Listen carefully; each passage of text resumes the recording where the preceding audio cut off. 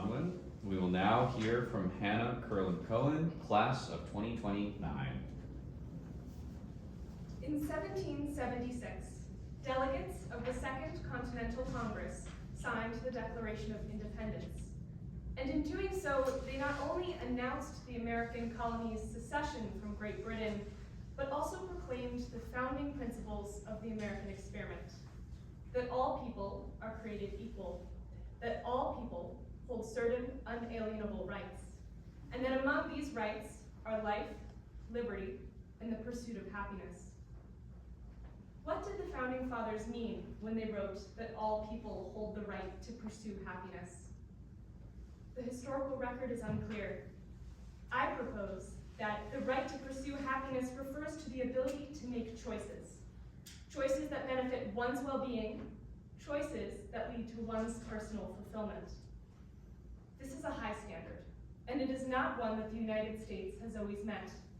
Even at the time of the Declaration's signing, only a few Americans were permitted to make such choices.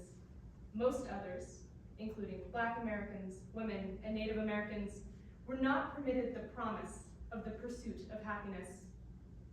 And throughout the nation's history, this contradiction between the Declaration's stated principles and many Americans' lived experiences has been reckoned with by activists, leaders, and ordinary citizens alike.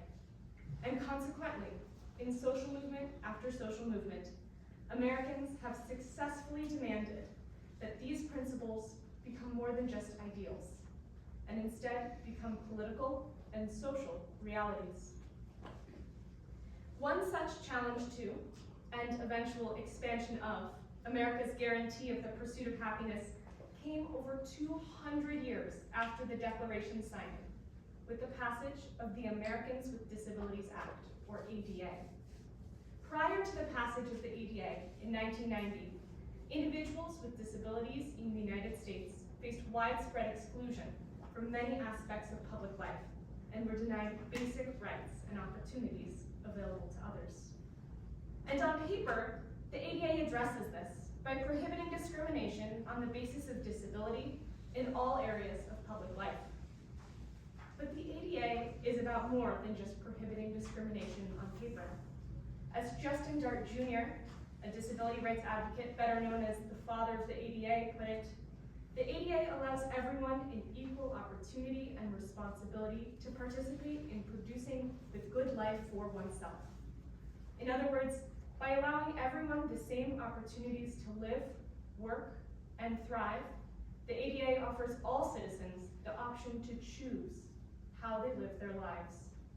And further, by regulating inclusion and accessibility in the public sphere, the ADA encourages a broader culture in which people with disabilities are recognized as equal contributors to the public good, and as a result, are offered more options and more opportunities, which further enhance their ability to choose. That ability to choose, the essence of the pursuit of happiness, that is why the ADA represents such an important milestone. And it is for these reasons that when President George H.W. Bush signed the ADA into law, he described the legislation as the, quote, full flowering of our democratic principles.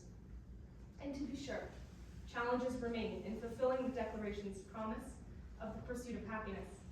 For instance, despite legislation such as the ADA, too many Americans with disabilities continue to face barriers to full participation in the public sphere. But over 200 years of American history have shown us that we have the ability to continue making progress in realizing the principles detailed in the Declaration of Independence. The ADA was a monumental step in the direction of a more perfect union. And as we continue to address the challenges that remain, it is upon all of us to carry its spirit forward. Thank you.